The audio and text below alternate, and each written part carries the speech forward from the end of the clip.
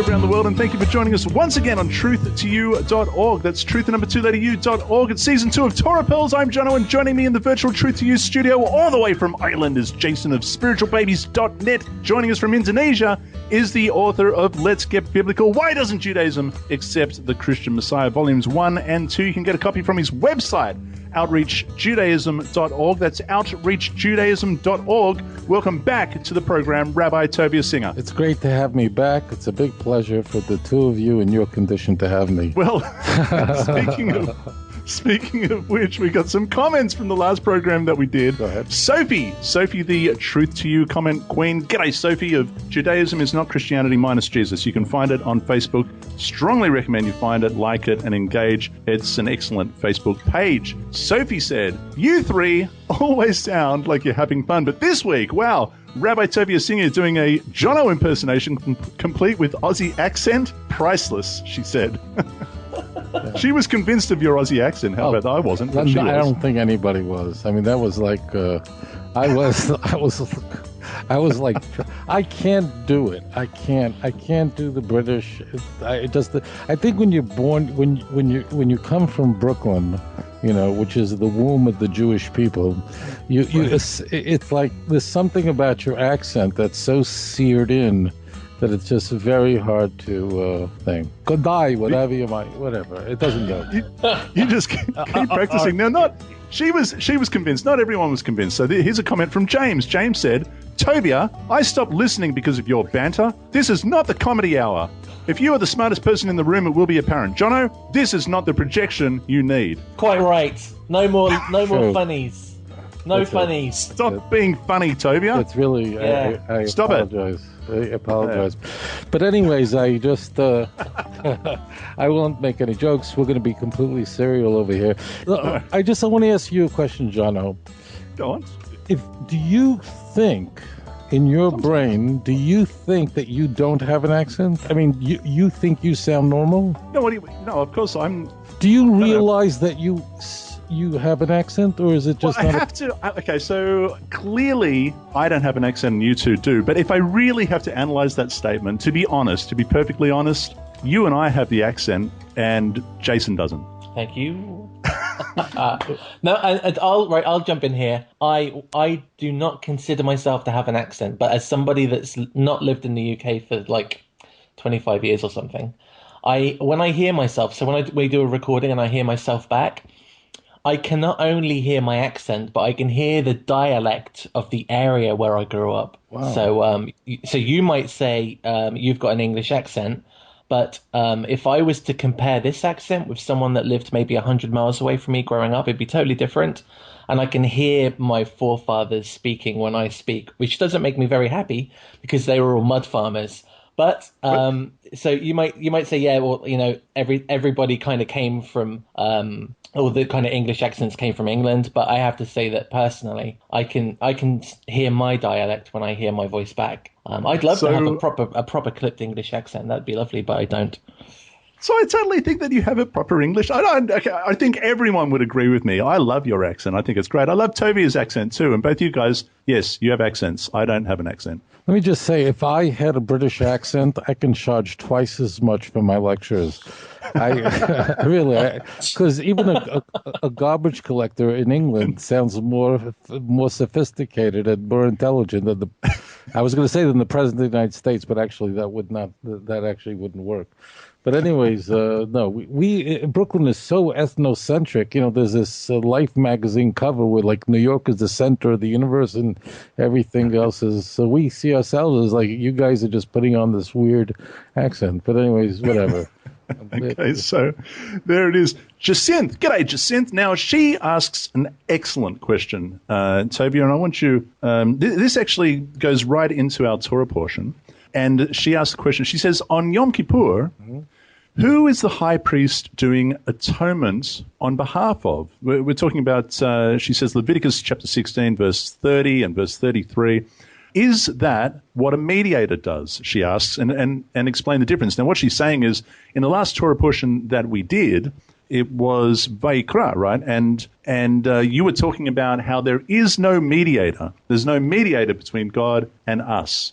And we don't need a mediator. Now she's saying, is the high priest fulfilling the role of a mediator? Can we answer this? I think we can answer the same question in regards to the way that chapter 9 opens up. If I may begin reading, it says, "It came to pass on the 8th day that Moses called Aaron and his sons and the elders of Israel, and he said to Aaron, Take for yourselves a young bull as a sin offering, a ram as a burnt offering without blemish, and offer them before the Lord. And to the children of Israel you shall speak, saying, Take a kid of the goats as a sin offering, and a calf and a lamb, both of the first year without blemish, for a burnt offering, also a bull and a ram as a peace offering to sacrifice before the Lord, and a grain offering mixed with oil. For today the Lord will appear to you." So they brought what Moses commanded before the tabernacle of meeting, and all the congregation drew near and stood before the Lord. Then Moses said, "This is the thing which the Lord commanded you to do, and the glory of the Lord will appear to you." And Moses said to Aaron, "Go to the altar, offer your sin offering and your burnt offering, and make atonement for yourselves and for the people." Okay. So offer the offering of the people and make atonement for them as the Lord commanded. Is he here, in this instance, acting as a type of a mediator? No. Well, no. So I'll give you the answer, and this will tie into Leviticus 16. I remember a number of years ago, I give tours in Israel, and I was doing a tour in Sfat, where there's a great cemetery, and there is a mikveh, a place that one immerses, that is called the mikveh of the Ari HaKadosh, who was a great Kabbalist, who was a very great man. The mikveh, actually, this immersion place is very interesting. It's different. It's not just a collection of water, but it's an actual underground stream that flows through, which means on the level of mikveh, it is the highest level because the water is not in the collected place. It's actually moving water constantly, but the water is also ice cold. But the Ari, according to Jewish tradition, Ari said anybody who immerses in this mikveh will repent of their sins before they die. They will not die with sin. Okay? Just the background. We're not going to go through any more of it now. Now, the problem is to get to the mikveh normally, to get to this place, you'd have to walk through a cemetery. As a Kohen, I'm not allowed to walk into a cemetery. So how do I get to the mikveh? So there's a pathway that was assigned for Kohanim where we would walk through, and that part we were not walking over or next to graves. Okay? And I use that pathway in order to immerse in this mikveh. As it turns out, it is very well known that this part of northern Israel is on an earthquake fault, and there's been many very famous earthquakes that occurred there. This cemetery it is estimated that there may be 250,000 graves that are there. It's very famous. Now, what happened, so I took this path to go to the mikveh. It was a very spiritual experience, but subsequently, people dug underneath this path to make sure that, in fact, there were no graves or bones there. And what was discovered was, in fact, because of the earthquake fault, that, in fact, bones were moved, and that place that I walked through, in fact, I was walking in a place that was contaminated. So therefore, I could have been more careful. This probably goes back 20 years ago. I could have been more careful and insisted on a better forensic testing of this path. And I did. I just depended on what people had told me. On the understanding of the time. And that was the understanding. But I could have been more careful and insisted on that people dig through this entire path to ensure that I did not come into contamination. I did not. I just assumed what I was told, and that is that there were no bones there because there were no graves there. But because of, I should have known that because of the shifting of the earthquake, that bones and graves would be moved. And I didn't. So this is what would be called of becoming contaminated, but doing it unintentionally, but I could have been more careful. You got it? So that is a classic example of somebody who would require a carbon chatas. You understand? Because I didn't do it intentionally, but it is so common because also Jerusalem is on an earthquake fault that's why no person is allowed to be buried in the old city of Jerusalem because it's on an earthquake fault. There are earthquakes in Yerushalayim in the old city. In fact, the Al-Aqsa Mosque had collapsed a number of times in history because of it. I mean, down to the ground. They had to rebuild it. So therefore, in the old city of Yerushalayim, Kohanim typically lived because that was never a problem because no Jew can ever be buried in the old city. So it's corpse free. In fact, after the War of Independence, I had a conversation with your son, Jono, and I explained to him that in fact the 68 Israeli soldiers that died in the War of Independence, their bodies were removed. That was the first thing he did was they removed their bodies and buried them on the Mount of Olives. So this, this anecdote really is important because it demonstrates how easily someone can become contaminated. That means a priest can become contaminated, not realizing it, or even someone who's not a priest but who has to eat from kudshim, those things that are sacred, and you have to be in a state of purity. But it is easy for someone to say, okay, there's no grave marker here, and therefore I can walk there and I'm clean. But subsequently it's found out that there was bones there that people didn't realize, and that more forensic studies should have been done. Okay, so you get that? This is the big problem. And therefore, as you can imagine, this is a constant problem for priests who are finding out subsequently, like me, that what they thought was a place that was sterile was in fact not sterile. Okay, so did I do it intentionally? No.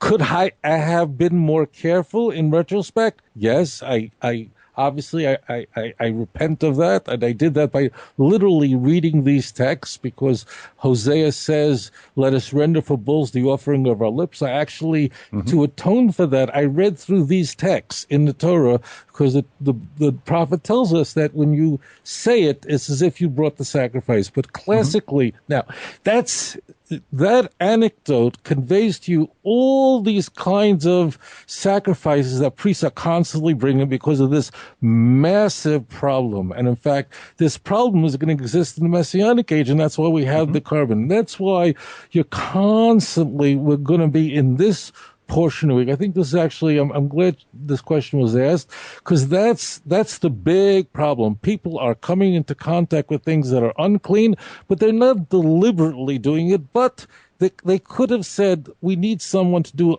a archaeological dig to make sure this area is completely sterile. The old city, of course, is sterile completely, and because there's no cemetery, no one's ever allowed to be buried in the old city. Now, I want to bring into view a passage that's very important, and that's Leviticus 16, verse 16. Because there it says very specifically of what all these atonements are made, what this atonement is for. And this is with regards to the goat that was sacrificed, and it made an atonement. And we find something very interesting here. Now, this is a very interesting passage. Could we go to Leviticus 16:16? 16:16 says, so he shall make atonement for the holy place, because of the uncleanness of the children of Israel and because of their transgressions of all their sins, so he shall do for the tabernacle of meeting which remains among them in the midst of their uncleanness. Okay, so here's a very interesting passage. The passage raises a very big question, and that is, what do you mean he should make an atonement for the holy place. What kind of did the holy place, v'chiper al hakodesh, which means that he should make an atonement for the sanctuary, what did the sanctuary do a sin? Did it smoke a cigarette on Shabbos? And what is this talking about? This phrase explains everything. Okay, so understand now what's going on. What does it mean, v'chiper al hakodesh? You should make an atonement for the sanctuary or for the holy place. The holy place, what did it do? It went to a I don't know what it ate on Yom Kippur. What did the holy place do? Okay. And here's something even more important. It's going to blow your mind away. Until this point, we saw, this is very deep, so listen carefully, that the korban chata, a sin offering, can only atone for sins that are committed unintentionally. Now, unintentionally doesn't mean just an accident, but it means that you were a little reckless. There are times, for instance, when you're driving your car, and I'm sure almost every driver knows this, and you get a text message, you look at your phone while you're driving. You're distracted. And suddenly you find you're veering off the road, and you get yourself back on, and you realize, boy, this was stupid. I'll never text again while I'm driving, right? That's the kind of recklessness. You didn't mean to do it, but you were reckless. That's up until now. The Bible's been telling us that atonement for sin through sacrifices only for unintentional sin, or in the case of the asham, the person confessed their sin, so they weakened the force of their sin that they committed originally. But here, if you look carefully, Leviticus 16:16, it says here, "V'chiper al hakodesh," you should make an atonement for the sanctuary, mitumas b'nei Yisrael, umi pish'ehem. That means, now, pesha is a kind of sin, but it's a sin committed intentionally. Okay. You see the English strips this. V'chol chatoisom, and all their unintentional sins. So this sacrifice actually atoned for sins intentionally or unintentionally. So I have now raised a number of questions. The answer to this question, first of all, what does it mean to atone for the sanctuary? Number two is, how could a sacrifice, here we have a sacrifice that atones for a completely intentional sin. How could that be? Okay. This will help us understand this entire chapter and what's going on. Okay.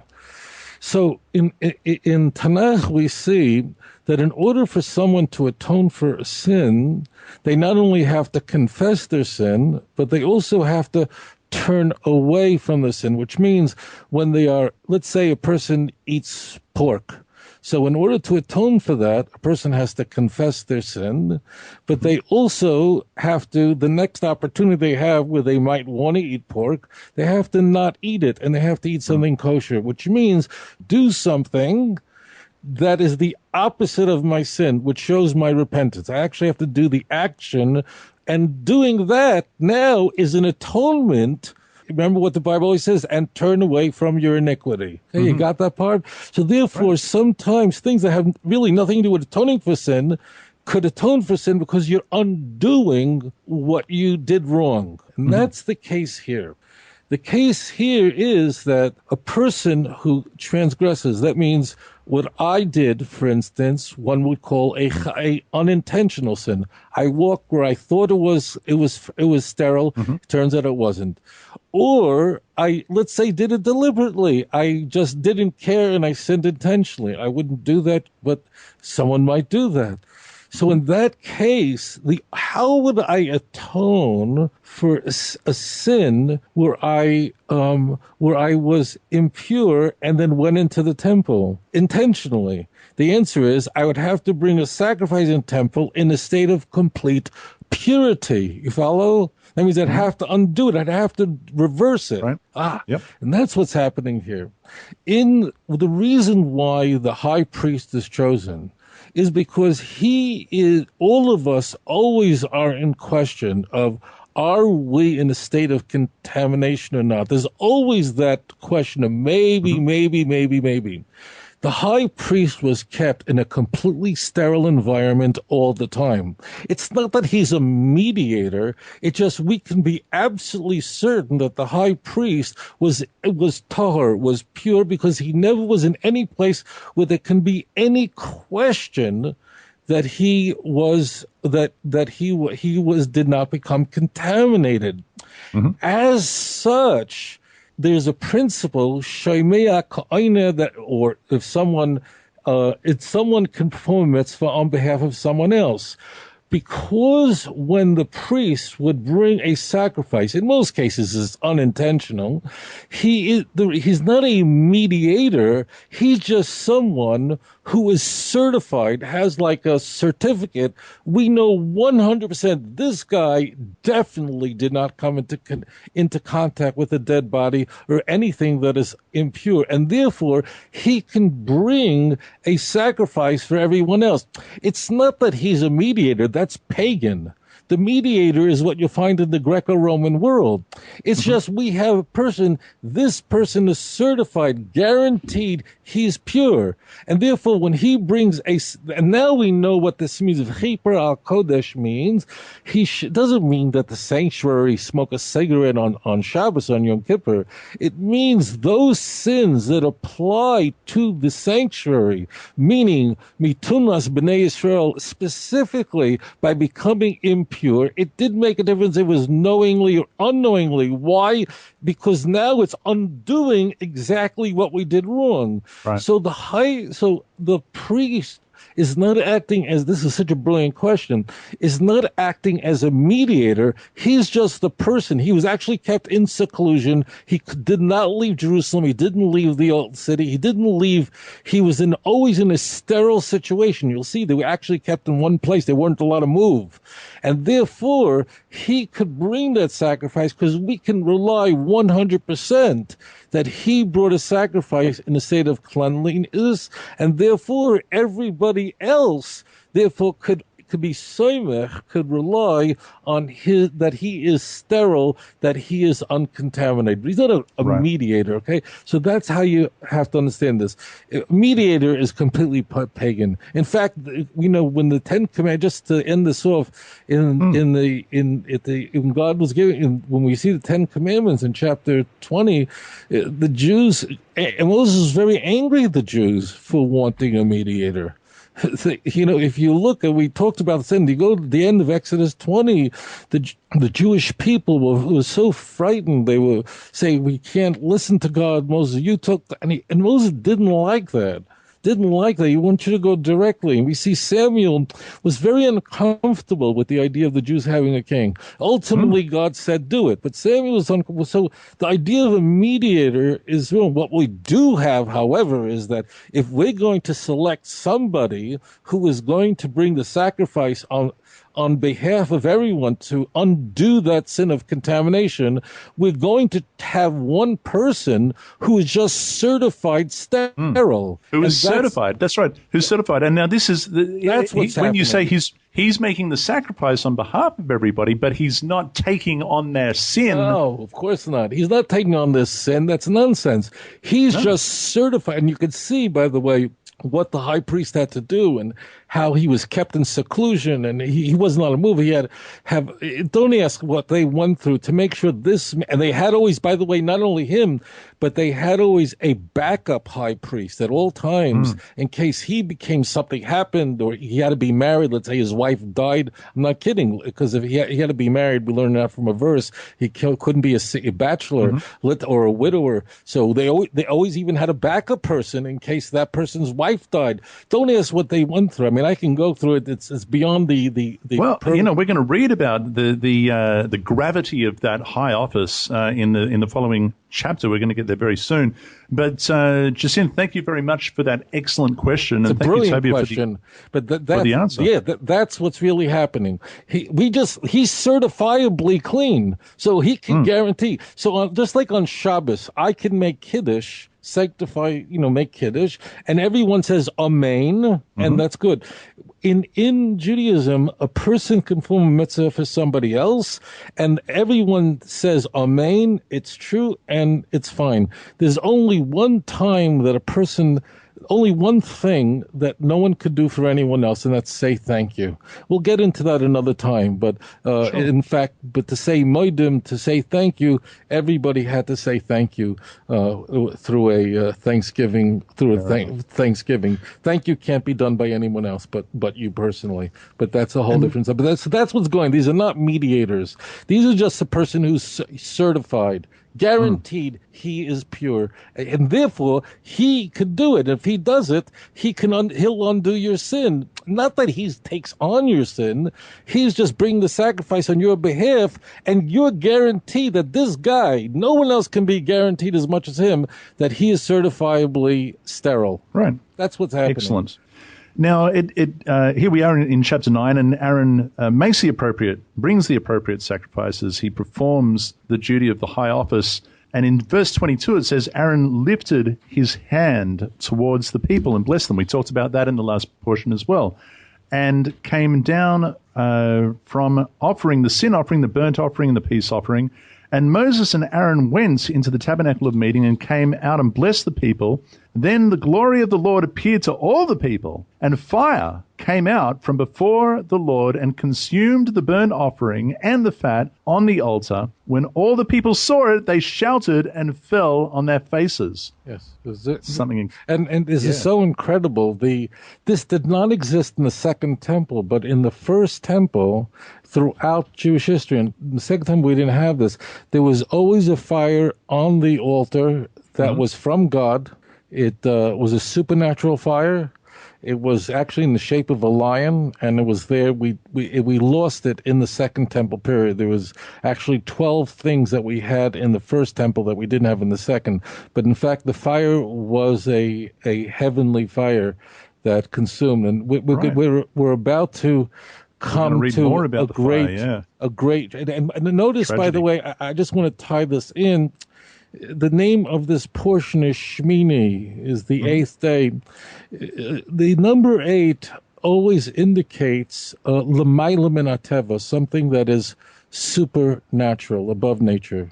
Of course, when we think about Hanukkah, so with 8 days, why 8? Why didn't God just let it would have been enough that for 7 days the menorah remained lit from what was enough for one. But the 8 is an indicator beyond nature.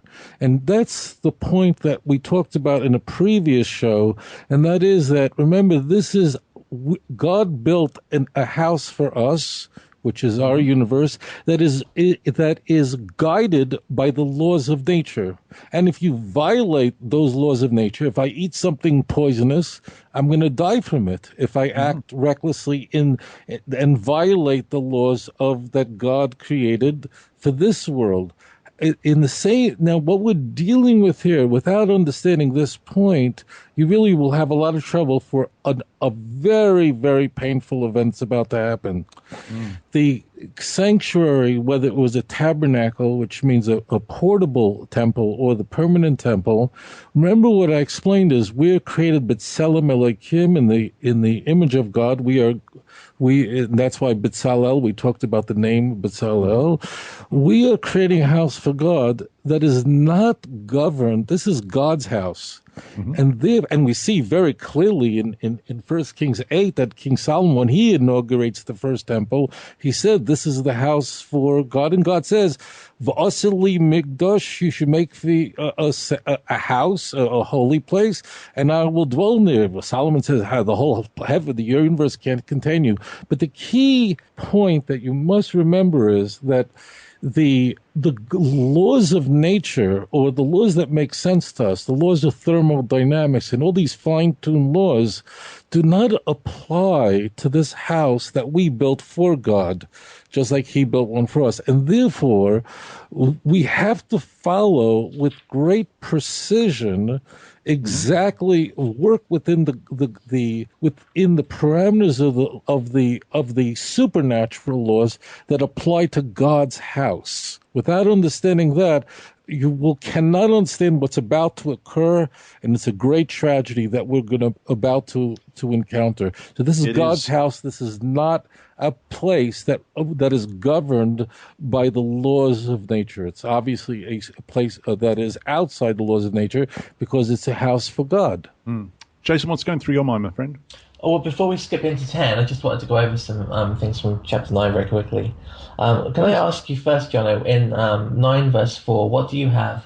Also a bull and a ram as a peace offering to sacrifice before the Lord, and a grain offering mixed with oil, for today the Lord will appear to you. I see. I have, today the Lord appears to you, in the perfect tense. That's kind of interesting. So in my translation, and I think in the Hebrew, it doesn't say will appear. It says appears, like it's happened already, which is kind of odd. And I love the way that the concrete nature of that doesn't lead to the reader questioning whether something's going to happen. I mean, you can question whether the people are going to bring the sacrifices, but what definitely is going to happen is that God was going to appear to the people. And I think that's kind of, it's beautifully written in the text I'm reading from. But when I checked a few of my other Christian translations, it did say will appear, and I just want to check whether the King James was the same.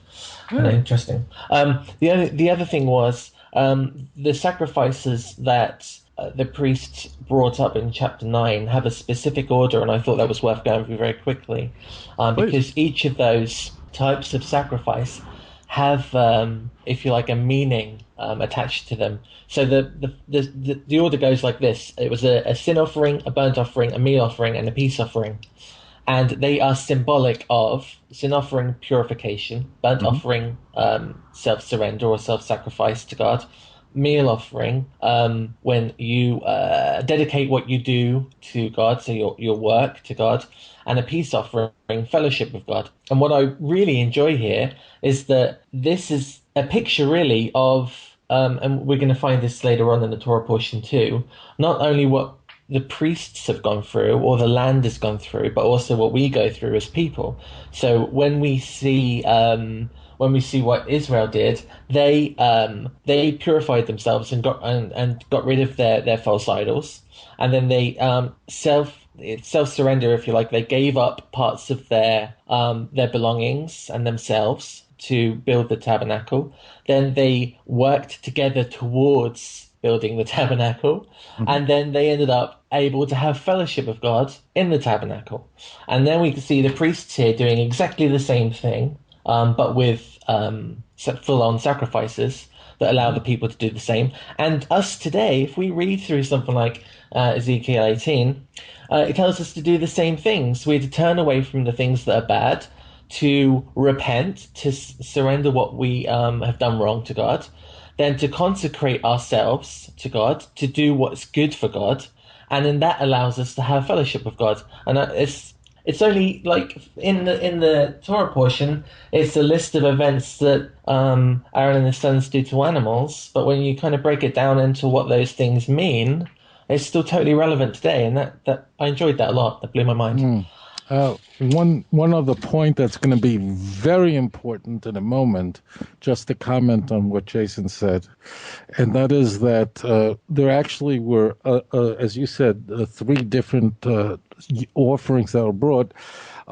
These offerings that we see here, some of them are what's called Kodshei Shah, and one of them is called Kodshei Doiris, which means we see offerings here that were only for one time in history. It's a unique offering, never to be repeated again. It was for the dedication, and there is going to be a Kodshei Doros, which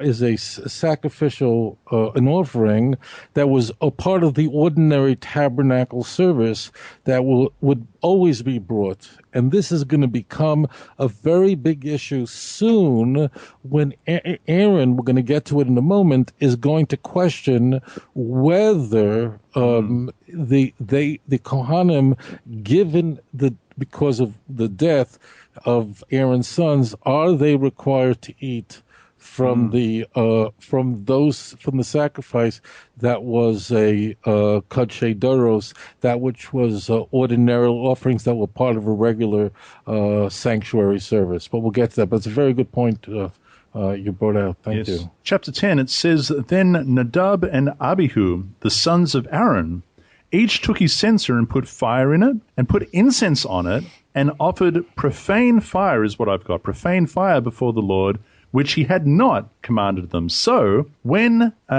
fire went out from the Lord and devoured them, and they died before the Lord. And Moses said to Aaron, This is what the Lord spoke, saying, By those who come near me I must be regarded as holy, and before all the people I must be glorified. So Aaron held his peace. My goodness, Tovia, how difficult. This is so tragic. The Jewish people still mourn over these two young men. I believe they were 20 and 21 years old, respectively. I'm pretty sure about that.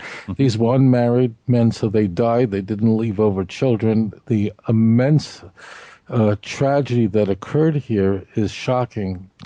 One of the now our sages tell us. I'm going to say something, and this is going to sound a little mundane, but then you'll get it'll maybe give light to what's happening here. So our sages give us an example. Rashi brings this down, but it's talking about in the Talmud that it's like a doctor who says to someone who's ill, look, don't be in a place that's cold or a place that's damp, because you can die. And the person didn't heed the doctor's advice, and they died as a result of being in a damp, cold place. The question, of course, arises: this parable. Why is it a doctor and a patient? Why isn't it a rabbi and a student? See, it means, why doesn't the rabbi say, every word our sages use in every anecdote, every parable really has to be a parable. It has to parallel the story. These two people, Nadab and Abihu, were really very holy people, but they had violated the laws of nature, of supernatural nature, by coming close in the presence of God with a foreign fire, which means that it just so happens that if somebody eats something that's poisonous, they'll die. It was just a matter of fact that when you're in that state of holiness, it can kill you. And we're warned over and over again that this kind of activity will kill you. There seems to be also the fact that in a moment we're going to see that there's a warning given to Aaron and his sons. Be careful not to drink any wine, meaning have any alcohol. Our sages point out that it seems that they were filled. Remember, we just talked about how they were filled with joy and happiness, and wine is part of the libation.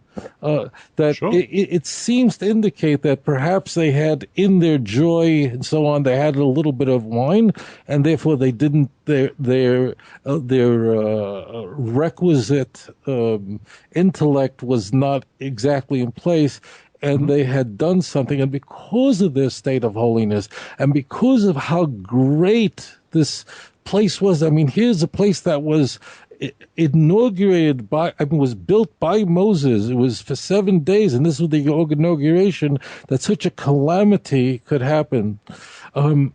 I could explain this also a little bit further if you'd like, only because this, I think, is a very troubling event, and maybe I want to help people out because people struggle with this, but you tell me if you want me to.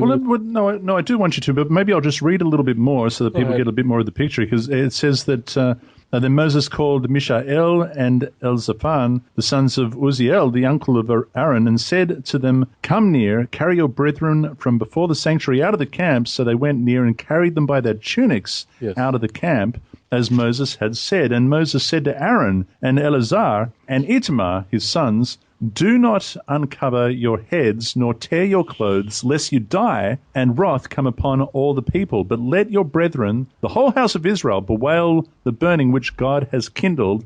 you shall not go out from the door of the tabernacle of meeting, lest you die, for the anointing oil of the Lord is upon you. And they did according to the word of Moses. And as you mentioned, then the Lord spoke to Aaron, saying, do not drink wine or intoxicating drink, you nor your sons with you, when you go into the tabernacle of meeting, lest you die. It shall be a statute forever throughout your generations. And it certainly, that does imply that perhaps that had something to do with it. And it says that you may distinguish between holy and unholy, and between clean and unclean, and that you may teach the children of Israel all the statutes which the Lord has spoken to them by the hand of Moses. Just one point. So what's happening is that Aaron, of course, can't go in to retrieve his dead sons, because he can't become... He's in the middle of the... He also is a priest. A high priest cannot even become contaminated by his own relatives. Oh, wow. Right? Yeah. That means, just so people know the law, the laws of a Kohen. So a Kohen cannot can never go into a cemetery, but a regular Kohen who is not a high priest can become contaminated. That means can't come into contact with his 7 relatives, his immediate family. Okay? Mm-hmm. But in this case, this was a special case. What happened was the cousins were called in, who were Levites, to really take out to remove the bodies. You notice that the fire came in literally and burnt them. It sounds terrible, but incinerated them from the inside, because their tunics their clothing were completely intact. You notice that.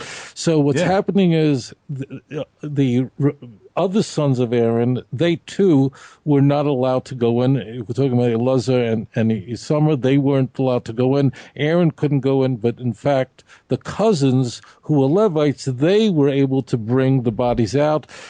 People need to understand that right now, Aaron, Elazar, and Isamar are in a state of what's called an onain. Mm-hmm. So if you don't, this is going to be very important in a moment, and that is, an onain is that when God forbid, when someone dies, who is your immediate family, God forbid, lo yaleinu.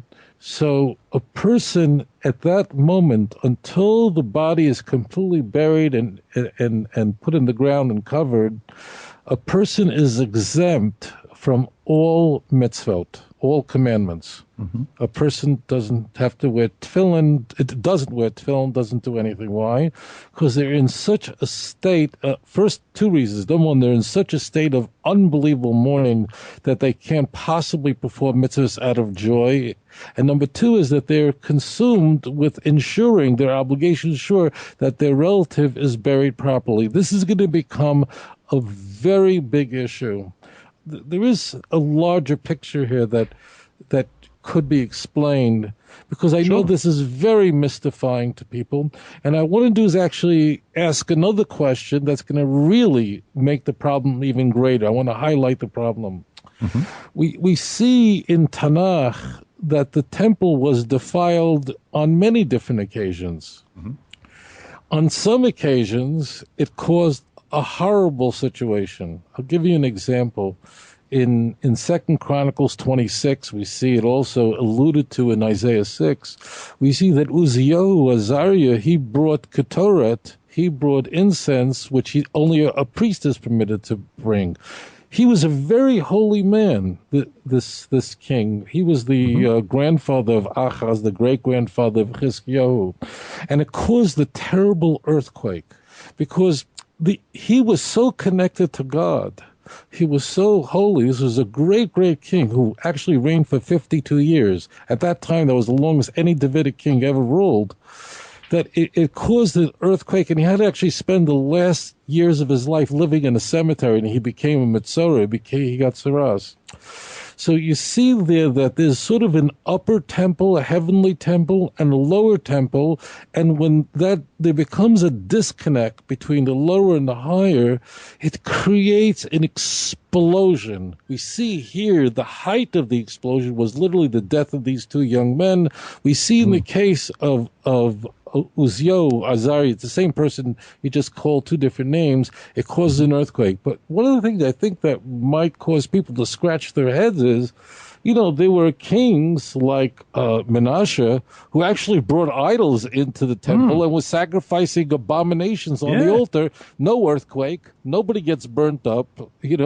Ahaz defiled the temple so disgustingly that he actually sent his craftsmen to Damascus to create a blueprint to replicate the idol worshipping the altar, the Assyrian altar, to build it. So, why weren't there earthquakes then? Why wasn't people burnt up then? In Judaism, we ask questions in order to highlight a point, okay? So the question is so obvious, and that is, we see that the holier the people are, the greater the consequences are. Right. And what's obviously occurring here is that in the days of Menashe, as an example, where you had no king that was, even though he repented at the end of his life, it was so defiled that it was so divorced. He was a bad egg from the beginning, right? It was a disaster. So it was like they weren't even, he wasn't even married. That means, couples sometimes when they get divorced, they don't get divorced completely. They start sleeping in separate bedrooms, and then eventually one takes another apartment, but they haven't divorced yet. You understand? But they're already so completely demolished.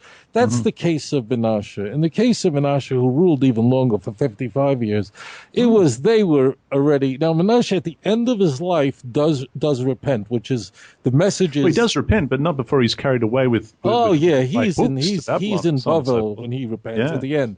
And he's actually restored. And the message there is, if Menashe could repent, anybody can repent. I mean, that's the message here. If no one's worse than him. And if he could repent, then you could. I don't care how bad you think you are. You didn't. But the key point is that the holier the situation is, the more the connectors, the greater the consequences are.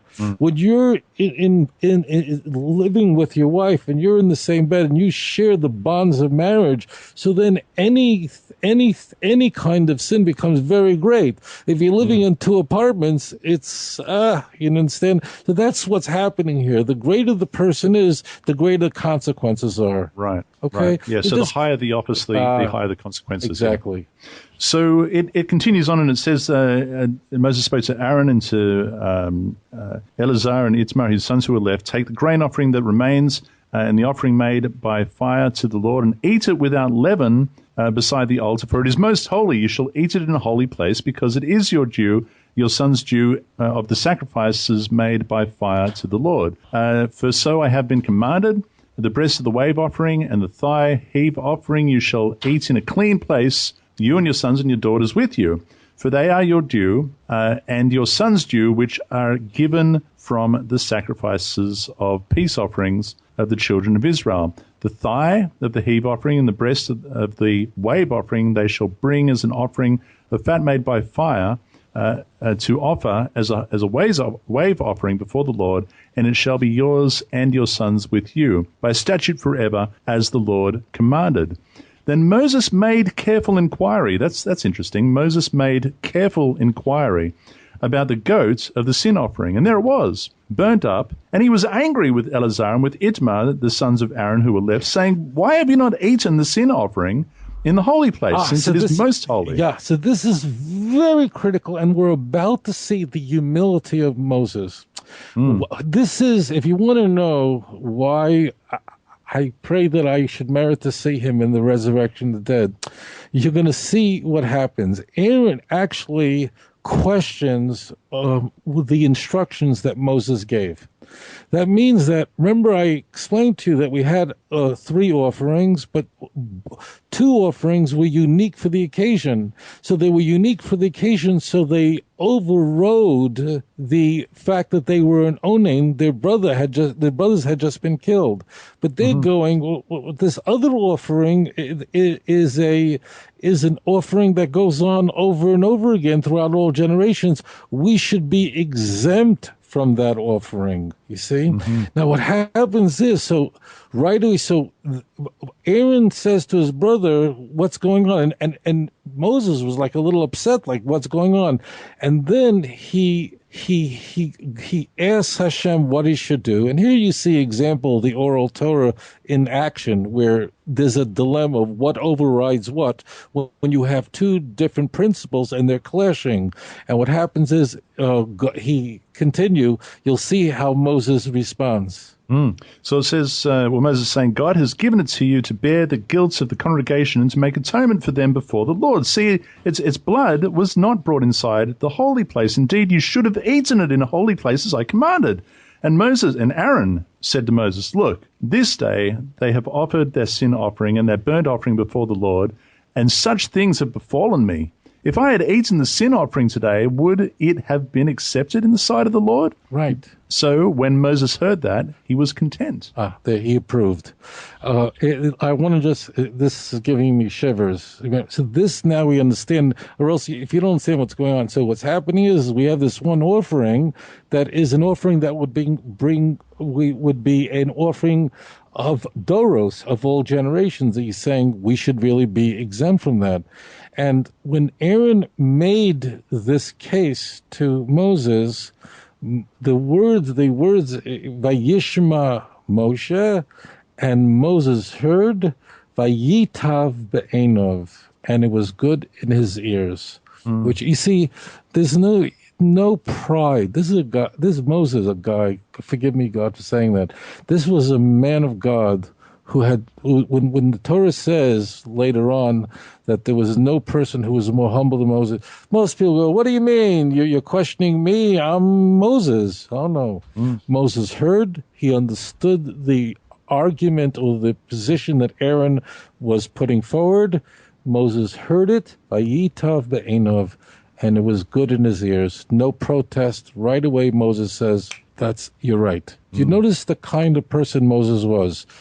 No, there's no self in it. It's just what is right and what is wrong. A complete onav, a completely humble person. That's what we should see from this verse 20, the end of chapter 10.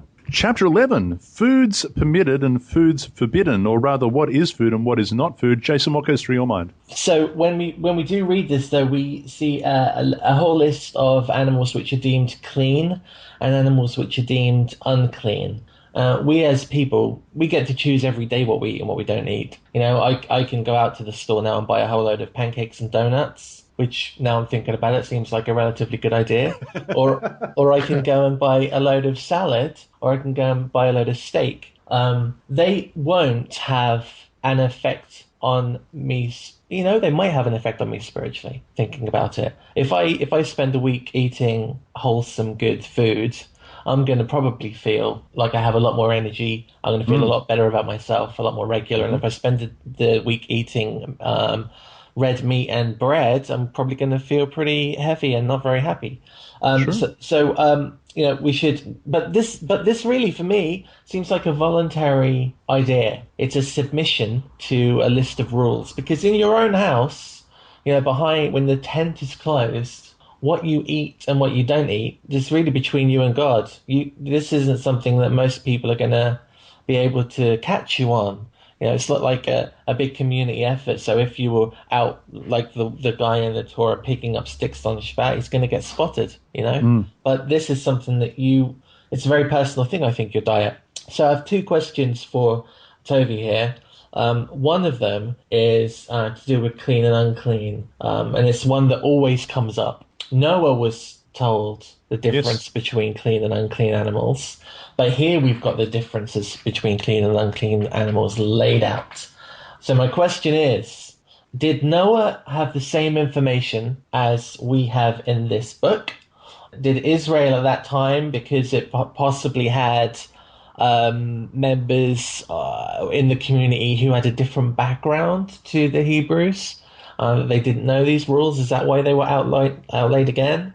So basically, was there one law for clean and unclean from the beginning that Noah knew, or did that law get curated and changed as time went on? That's question one. Question two, if eating unclean food makes a person unclean, what does that actually mean to be unclean? Because, I mean, physically we feel the same. Obviously, our relationship with God changes, but I'm curious about the effects on you as a person that unclean brings. And what difference does that make to your relationship with God? Two probably madly huge questions, but they're two that come to mind. Once again, Jason, you're asking brilliant questions, and in fact, your questions are asked almost verbatim in the Talmud. Rabbi Yeshua ben Levi, who was a holy man of God, points out what you point out. First of all, the Torah never changes, and therefore what we see in Genesis 6 and 7, where when Noah is told, look, of the clean animals, you had to bring 7 because you're going to have to bring them as sacrifices, in addition to the species that had to be brought to preserve them. They're the identical species. Torah does not evolve, it doesn't change, and therefore Noah had the information of how to identify a clean animal from an animal that is unclean. But our sages tell us something very special. If you look back in Genesis 6 and 7, you'll notice that God doesn't tell Noah all this. It makes you contaminated. Pigul hu lachem. It's an abomination to you. If you notice, none of that kind of very strong worded description that we see here. It's an abomination. Don't touch it. It's filthy. It's an abomination. None of that is in Genesis 6 and 7.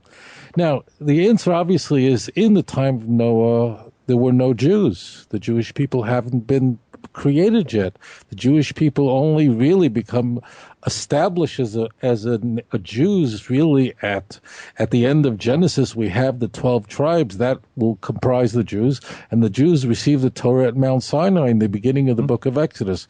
So there were no Jews in the time of Noah, but the great saints of the past kept the Torah, especially when the land of Israel, and certainly Noah was not going to bring sacrifices of unclean animals.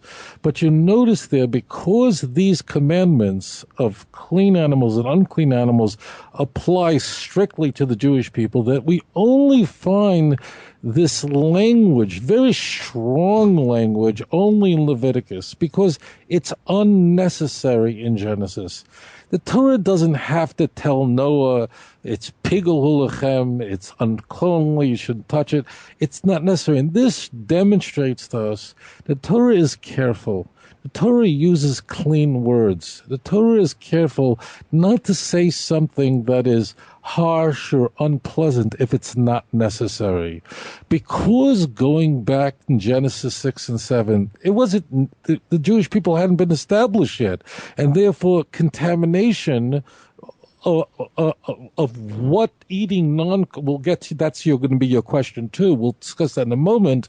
But what eating non-kosher food does to the neshama, to the soul of a Jew, that didn't apply at the time. And therefore the Torah doesn't speak in harsh language. The Torah speaks in gentle language unless it's absolutely necessary. Warning. So here, that's why we don't see that in Genesis 7. But it is, of course, no one knew these laws that we have in Leviticus, but he didn't have to know all this. It's don't eat it. Just know that this is a sacrifice you'll bring from. The second question is, what exactly does eating non-kosher food do to a Jew? This commandment is called a chok, which means that it's a kind of a commandment which has no apparent logical reasoning for it. We have many such commandments that we don't really understand why. Why does horse meat, I don't know, maybe it is nutritious, I don't know. But why is horse meat forbidden? But it injures our neshama, and it's not apparent to us. You know, it's very interesting. I got my Samsung Note 3, I remember a few years ago, which is my cell phone, a really good cell phone. It's a big screen because it's easy for me to see on it. And then if I turn the volume up, because I love to enjoy listening to music, I happen to love blasting music really loud with my headphones on.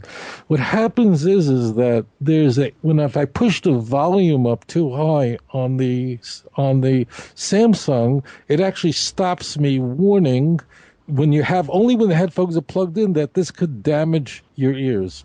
That means now, in truth, if you listen to music very loud in headphones and blast it, at that moment, after you finish listening to a song, you may not perceive that there's been damage done to your hearing.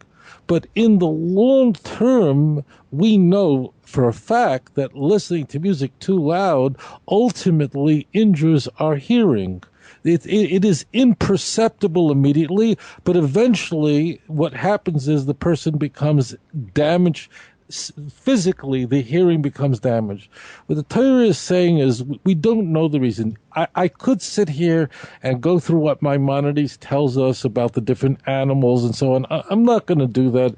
You can look it up in Mor Nevuchim, the Guide to Perplex, where our sages try to in some way give what reasoning there may be for why is this species kosher, not kosher. I'm not going to do it here. These are clearly chukim. We generally try to stay away from this, and the reason is that if we find an exception to the reasoning given, we may say we don't have to keep it. So they should be accepted as a chok, which means a commandment which there is no obvious reason for it, but we do know that it damages the neshama. It's imperceptible. Just like smoking a cigarette. It says on the pack of cigarettes, warning, it'll kill you. And in many countries, they even have a picture of what a damaged lung looks like. Why do they have to put it on the pack? The reason is that if a 20-year-old picks up a cigarette and smokes it, there's no perceptible damage that you can't tell that you're really hurting yourself. So the package is saying, look, you can't perceive it, but we're telling you this is going to kill you. And here is a picture. You better see it. So the Torah is saying, look, you can't perceive it. You can't see it, but I want you to know that this is damaging a neshama if a Jew puts this inside of his body.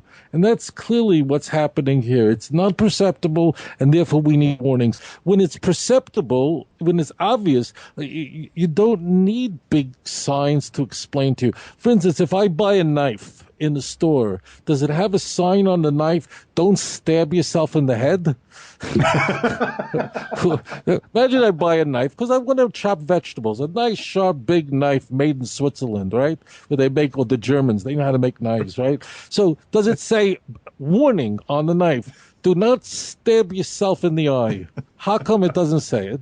But on a pack of cigarettes it says, warning, this will kill you. I ask you a question. The answer is that you can see, if you take a knife and you stab yourself in the nose, it's going to probably you don't need a warning. The warnings are necessary when it is not. Well, you say that, but now we have, you order a coffee and you get a takeaway cup that says warning, contents hot. Maybe eventually it'll be legislated that you'll need warning signs because one guy is going to buy a knife, accidentally stab himself in the eye, go, I didn't know it was sharp. Right. And then we'll have to have signs on these things. And, anyway. Because there was a lawsuit. There was one lady who bought from McDonald's a coffee and she spilt it on herself and sued McDonald's. I don't know. That's right. And they're going to have these signs. So they put this so they don't get sued anymore. The point is, if a person buys a knife, there's no sign on the knife, don't stab yourself in the brain.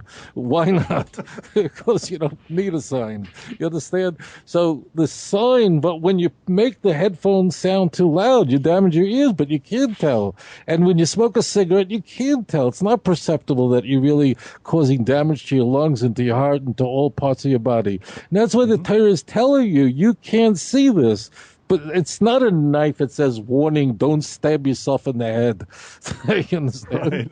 So just understand that. This is imperceptible. Therefore, warnings are necessary. On my Samsung Galaxy Note 3, there is a warning every time I raise the volume too high when the headphones are put in. If the headphones are not in, the warning doesn't come up because then it won't damage my ears. So that's what's happening over here. But these are two brilliant questions, and it's discussed in Talmud tractates on education. imagine. Brilliant question, Jason. Thank you. You mentioned the word abomination. I think it's mentioned in this chapter no less than perhaps 10 times, I think. It really does drive it home as to what is not to be... That's why, like a pack of cigarettes, it says, causes cancer, it will kill you if you're pregnant.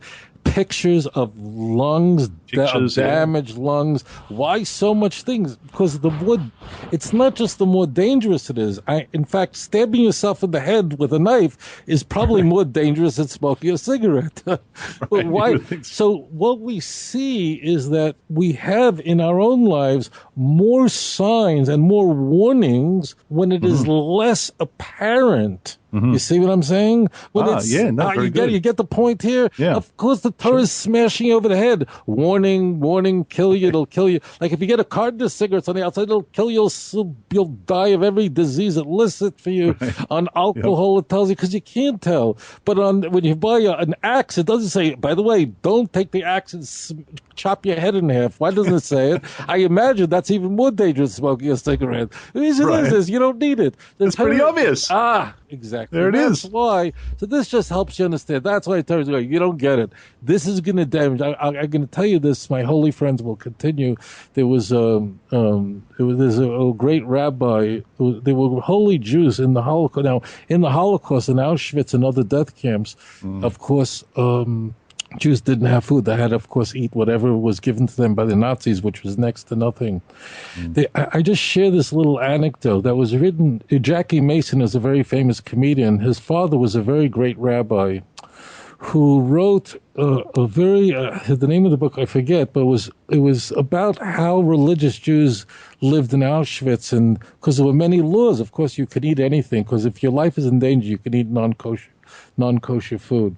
And in fact, they showed methods of how Jews in the camps, how they survived. They would take dog food. They would have one Jew would distract the dogs that the Nazis had. May they perish in hell. So one Jew would go where the dogs were leashed up and distract them. The dogs would run towards them, and then another Jew would run and grab the dog food and run away with it. And that's what they ate. That's how they survived. I mean, that was just one method. There were very pious, and you were permitted to do that. When your life is in danger, with the exception of 3 sins, you can eat treif if your life is in danger, eat non-kosher if life is in danger. But it's recorded very beautifully, that in fact there were holy Jews in Auschwitz who felt that and I'm not going to explain why, because I can never walk in their moccasins or anything. Can't imagine being there. But there were Jews who even in the camps did everything they could not to eat non-kosher food. I remember I was at the King David Hotel once with Elie Wiesel, and we were talking about his spirits in the camp. And he shared this with me. He said in his bunker in Auschwitz, there were 2 pairs of tefillin. They somehow got it in. And if they were caught by the Nazis putting on tefillin, they would be executed immediately. And he said there was a long line every morning before they were called out to be counted to put on tefillin. They risked their lives. And in fact, Jews who were able to get their hands on some sort of fat, they would put it aside a little bit to light the Hanukkah menorah in Auschwitz. They would assemble it, and they only had enough of one candle from the fat that they were able to collect that people took from their food. It means there were Jews who took these so seriously that they tried their best, even in the most unimaginable circumstances, not to put this in their mouth, because they sensed. Why did they do? They were permitted to, because these people who were going way beyond the law, and maybe they. But the point is that they felt, the sense was that by putting non-kosher food in their bodies, even though it was permitted under those circumstances, would damage their neshama in a way that was unacceptable. And I just wanted to mention that very brief anecdote. Anyways, let's continue. No, thank you for that. It's verse 45. We are given a reason. It says the reason why you are not to eat these abominations, these things which are not food, the reason why you are not to eat them, it says, for I am the Lord who brings you up out of the land of Egypt to be your God. You shall therefore be holy, for I am holy. Right. There it is. Yeah. But it goes on to say, this is the law of the animals and the birds, and every living creature that moves in the waters, and of every creature that creeps on the earth, to distinguish between the unclean and the clean, and between the animal that may be eaten and the animal that may not be eaten. And that ends our Torah portion. Jason, is there anything you want to add? If you go to Korea, and you mentioned the word meat for food, they'll have a totally different perspective of what meat for food is. So often the argument comes up with the Christian. They'll say, well, it's a pig is food, or a horse is food. And if you go to France, a horse is food. But if I was to go to my local butcher and say, can I have I'd like 2 howling monkey steaks and and 6 cat legs, he'd look at me like I've got 2 heads. But there are areas in the world where you can fulfill that order and they won't blink. So I think it's important when we read clean and unclean food to remember that when we read food in our text, it's not necessarily the same. Just because you can consume it, doesn't make it food. Absolutely, yeah. Right. I want to examine just some part here. Do we have time, or please, yes. Okay. So there's something absolutely fascinating here that I should mention, and that is the Torah tells us for animals, land animals, that there are 2 signs that it must have. It has to be mafreses parsa, which means it has to have split hooves, and it has to be malegera. And malegera, I think your New Testament translates as chew its cud. Chew its cud. That's This is not a correct translation, and I'll explain this. You'll see this in a moment. It's fine to say that because, in fact, chew a cud is what kosher animals do. Is they can't die. They don't when they eat. They're eating food that if we ate it, we couldn't digest it. But what they do is a goat, for instance, will eat grass, whatever it eats there. I don't know, hay, things that are to us, there's so little nutrients in it that these animals are actually eating constantly. The ruminating animals are constantly eating and chewing. I think it's been said that an average cow moves its jaw 40,000 times a day just because because what happens is it's constantly, it eats it. It has multiple stomachs, so to speak. It actually has like 4 stomachs in it, and it's chewed, it's come down, and acids or whatever is brought in to break it down. It then has to come back up again. So male gera, male means like aliyah. Male means to bring up. And gera really means to chew. So bring it up to chew it again is what's happening here. And gera is very interesting because gera is also the name of a currency, which is 1/20th of a shekel. It's a very tiny amount of money, which we actually came up in the Torah again. I'll explain to you why this is very significant. The Torah tells us here the 2 signs that every animal must have to be clean, every land animal. And that is, it has to have split hooves and chew its cud. The Torah then does something that's completely vestigial, and our sages are all over this. And that is, the Torah would have been enough if the Torah would have just stopped right there. And you don't need verse 4. All you had to do was end at verse 3 and say it has to have split hooves and chew its cud, and that would have been enough. So if it doesn't do it, the Torah then goes, and if you'll see there from verse 4, it says, "This is you can't eat from those who chew their cud." I'm using the word chew their cud for a moment, or have split hooves. Sure.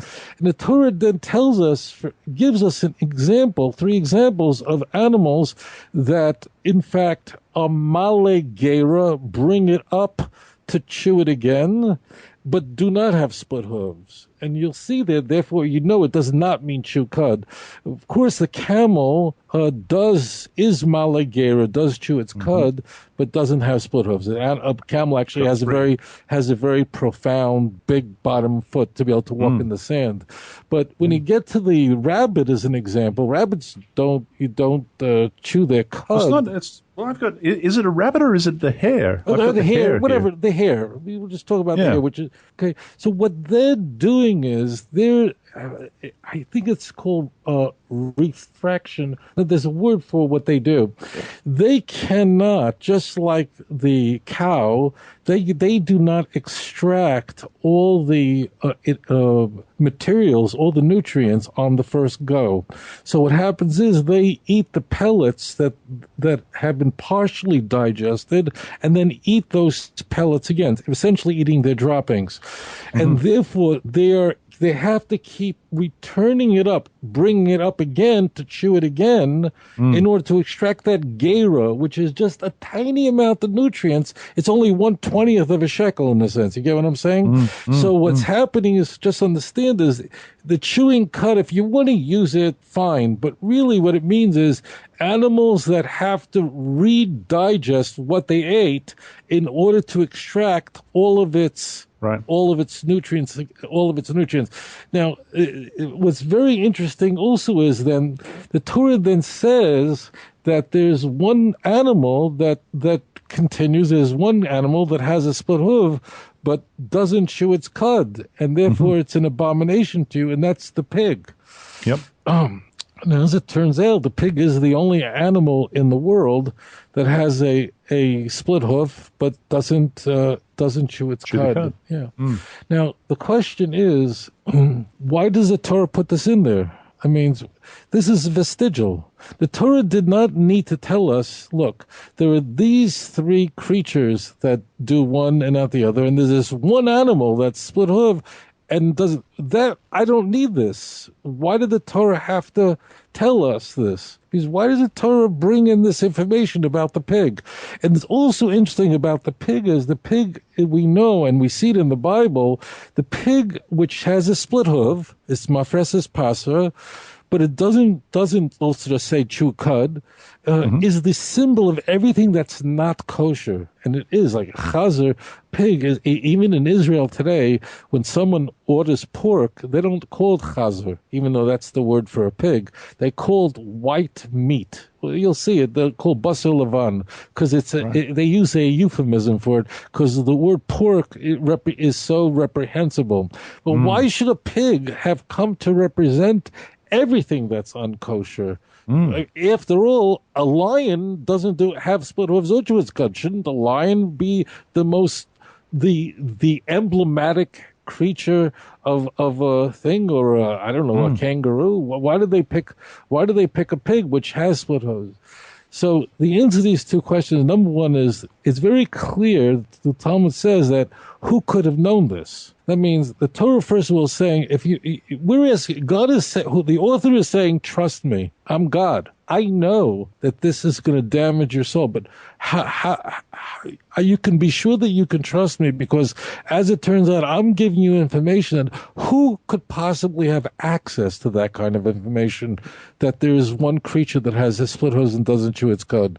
As it turns out, if we found another creature today, the Torah would be a problem. So whoever wrote this, whoever gave this commandment, could only be the Creator. So therefore, this extra information is given to us, that you should know that who this is coming from. Trust me, I'm the Creator. I know exactly what's going on. Number two is the pig is the animal that has the split hooves. It outwardly looks kosher. It's kind of like the Messianic movement. Look at me. I'm kosher. I'm wearing a yarmulke. I'm wearing tzitzis. I don't know what. I use a Magen David, but inside they're worshiping Jesus as a God. So to the Jew, the looking outwardly kosher, and if you look at a pig, any picture of a pig, you'll notice that its split hooves are very obvious. Its leg sort of curves out, that you could very easily see its split hooves. On other animals, you have to sort of take a closer look. The pig symbolically is showing off, look at me, I'm kosher, but you open it up inside, it's not kosher. in fact, our sages bring down that in fact that these four animals represent the four kingdoms that would subjugate the Jewish people. Because again, we have this vestigial text, and I should convey this to you. If you notice that they have just these four animals, why are they raised? That in fact, as we know from the Bible, there would be four kingdoms. Daniel sees them in a vision, and the first three kingdoms, which are images of a lion, a bear, and a leopard. And then you have the final kingdom, which is you just can't make anything of it. We could see that in the early part of Daniel, Nebuchadnezzar's dream, the leg is made out of two things, made out of clay and iron that don't adhere to each other. The pig represents Edom because it has that split hoof. It is the greatest abomination. And you notice that if you look at the word malegera, which is again the word for, again, bringing it up or turning it over, that's really what Babylon, Persia, and Greece did. Babylon, the lion doesn't die at the end. The bear doesn't die, and neither does the leopard die. They sort of each turn over the kingdom to the other. That's really what malegera means. It sort of turns it over. The chazir, which is the pig, has a second meaning. Choser means to return, like choser b'tshuva, to return. Mm-hmm. So what the chazir is also is the chazir represents Edom, and that is destroyed because it actually returns back the glory to Hashem. The destruction of the fourth kingdom, personified by the pig, personified by what we are dealing with today, ultimately restores back the glory of Hashem with the destruction of Edom, returns back the glory to the kingdom that will be forever and ever, as we see in Daniel chapter 7, verse 13 and 14, and verse 24, and so on. So these four animals represent also the four kingdoms in traditional rabbinic thinking. How about that? Thank you for that, Rabbi Tovia Singer. Outreach Judaism is the website, Outreach Judaism, where you can get a copy of Let's Get Biblical, Why Doesn't Judaism Accept the Christian Messiah, Volumes 1 and Volumes 2. You can get them there, outreachjudaism.org. Thank you, my friend, and Jason of Spiritualbabies.net. Thank you for coming back onto Torah Pearls. Don't forget, listeners, we are going on tour in Israel in November. You can come with us. We would love you to come with us. There's still some space available on the bus, so be quick. You can secure a seat by leaving a deposit by going to truth2you.org and just following the links. Love to see you there. And until next week, dear listeners, be blessed and be set apart by the truth of our Father's word. Shalom.